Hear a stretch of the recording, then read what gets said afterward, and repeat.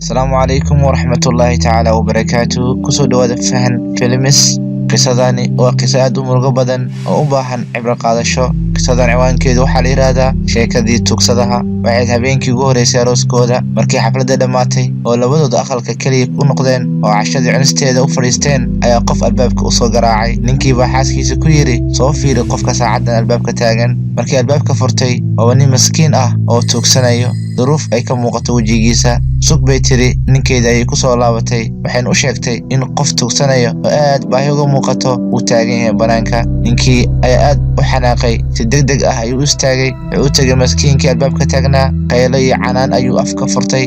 wuxuuna ku yiri maxilligan baa albaabka dadka loo garaaca, miyaadan xishoonaynin? ordana dhaaf, albaabka dambe aan kugu arkin adigoo taagan. ninkii miskiinka ahaa isagoo yaaban ayuu iska tegay. ninkii arooska ahaa xaaskiisa ayuu ku soo laabtay. noloshooda caadiga ahayd ayay iska galeen, laakiinse waa iska adduunyo, maalinba waa heer. ninkii waxaa dhacday in muddo kadib uu ku soo boodo xanuun dhimirka ah ama xagga maskaxda ah. ninkii wuu waashay, waxaa soo wajahay duruufo dhaqaale, aad buu u xanuunsaday. wuxuu noqday nin aan awoodin iyo noloshiisa maareeyo. waxaa soo wajahday xaalad dhaqaale xumo ah.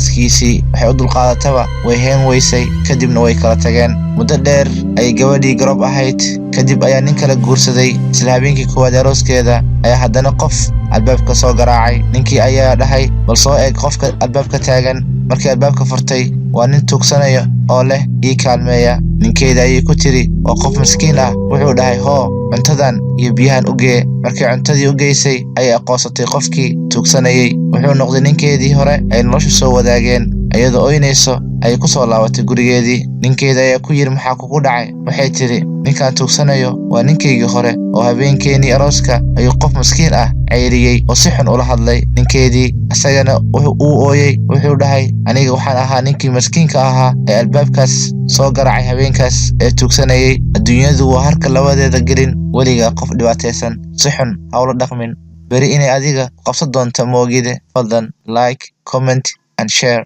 waad mahadsantihiin.